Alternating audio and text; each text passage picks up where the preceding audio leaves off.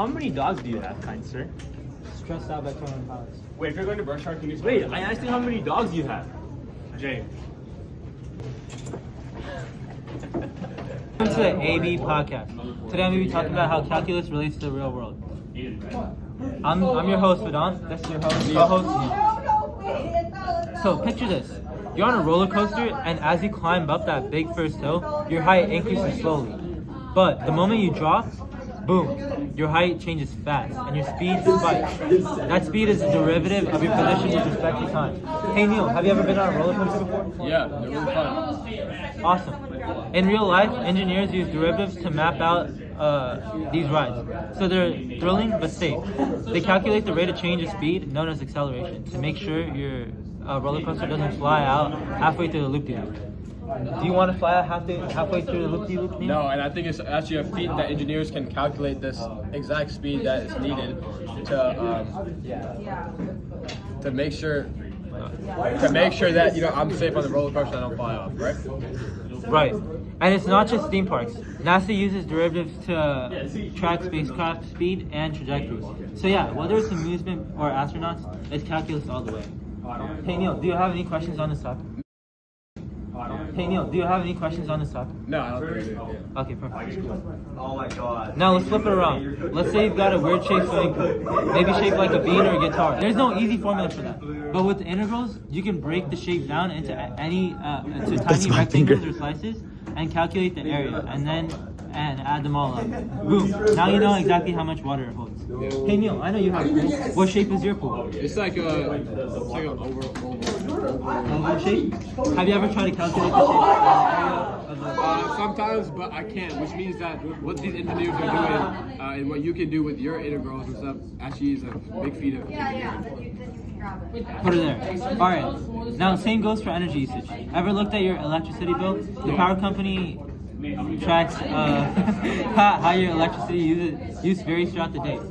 Then they integrate the power function to get the total energy over time. So if you want to lower your bill, you're basically doing calculus in your head, thinking about what the graph of your usage looks like and how to shrink the area under the curve. Any questions on this topic? No? Alright, perfect. Okay, go ahead.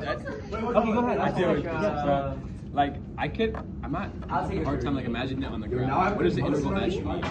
So the integral is just calculating the area under a curve. Say for example you have either an x function, it goes right here, and you can bound the graph, and you can identify how much area that curve has. Things, right? Yeah. Types.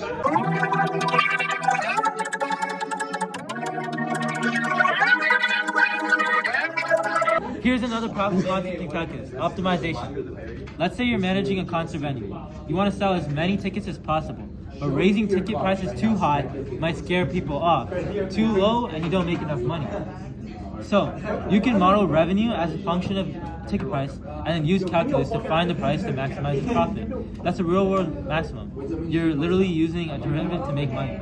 Hey Neil, have you ever had this experience before where the prices were too high so you couldn't even go to a concert? Yeah, actually the Kendrick Lamar and SZA concert, the seats on the floor that actually people want to go to, they were like $680 and I don't get the money.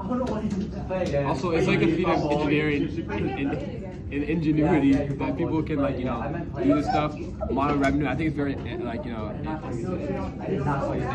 and in my I like that. I agree with that statement. Yeah. So but optimization shows up also in everyday life too.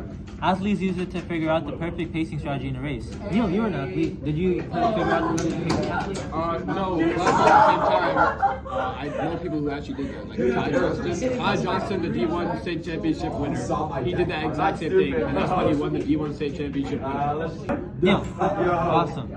Now let's continue. Yeah, engineers also use it to design cars for best fuel efficiency. Even your phone, it uses it to manage battery life by optimizing screen brightness and app performance. All right. Do you have any questions about optimization? No? You're good? All right, let's move on to the next topic. Get this. Trees also do calculus. Seriously. Trees don't know what they're doing. When they're doing math. But when they grow, they maximize light exposure by spreading leaves at an angle that optimizes surface area. Bees build honeycombs with hexagons because it's the most efficient shape for storing the most honey with the least wax. Biologists, ecologists, and climate scientists use calculus to understand population growth, temperature change, carbon buildup, and you name it. Whenever nature is changing or balancing something over time, calculus is the language for it. Any questions about that? Okay, cool. So, what's the takeaway? I think the takeaway is that calculus is very applicable to the real world. And knowing calculus and using calculus can really help you in whether you're running a business, whether you're seeing how much funds you can manage to like buy something, or whether you know something else. But I think it's very important to learn. Exactly right. Calculus AB isn't just about solving problems on paper. It's about seeing the world as a system of change, notion, growth, balance, and efficiency. Whether you're building skyscrapers, launching rockets, or designing apps, or just trying to understand how the world works, calculus is your toolkit. You don't have to be a genius to use it. You just have to be curious enough to look deep.